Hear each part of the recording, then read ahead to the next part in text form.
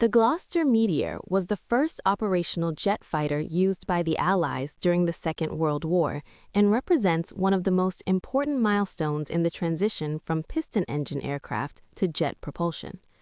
Developed in the United Kingdom by the Gloster Aircraft Company, the Meteor first entered service with the Royal Air Force in 1944 and quickly became the most advanced Allied fighter aircraft of the war, powered by turbojet engines derived from the pioneering designs of Frank Whittle.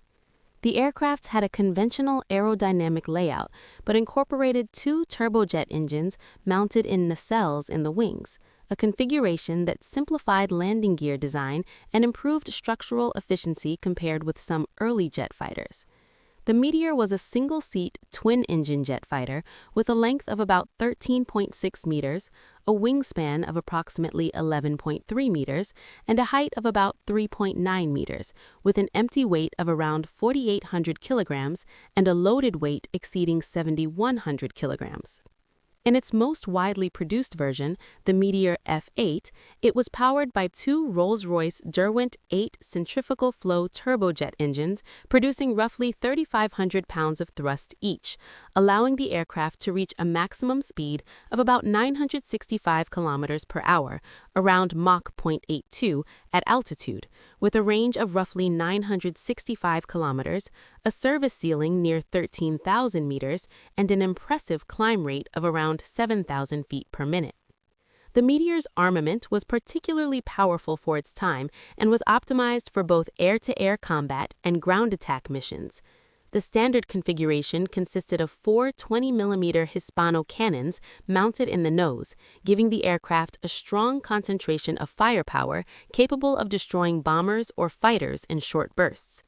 In addition to its internal guns, the aircraft could also carry external ordnance, such as up to 16 60-pound unguided rockets, 8 larger rockets, or 2 1,000-pound bombs under the wings, allowing it to perform close air support, interdiction, and ground attack missions, as well as its primary interceptor role.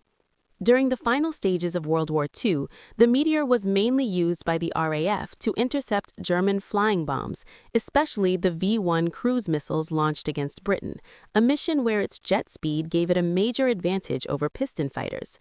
Although it arrived too late to engage extensively with German jet aircraft, it demonstrated the practicality of jet propulsion in combat and marked the beginning of a new era in aviation. After the war, the Meteor continued to serve widely around the world, being exported to numerous air forces and adapted into multiple variants, including night fighters, reconnaissance aircraft, trainers, and experimental test beds for new technologies. The aircraft also saw combat during the Korean War, where it was initially used as a fighter but later shifted more toward ground attack duties due to the appearance of faster swept-wing jets. In terms of competitors and contemporaries, the Meteor belonged to the first generation of jet fighters and was developed alongside other pioneering designs. Its main wartime rival was the German Messerschmitt Me-262, which was faster and more heavily armed but suffered from unreliable engines and operational difficulties.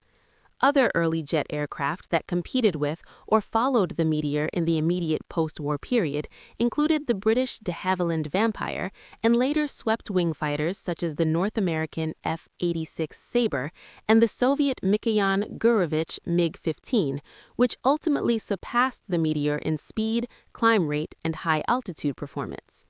Despite eventually becoming obsolete as jet technology advanced, the Meteor played a crucial role in aviation history because it was the first Allied jet fighter to enter operational service and remained in military use in several countries well into the 1960s and even the early 1970s, demonstrating the durability and adaptability of its design while helping to usher the world into the jet age.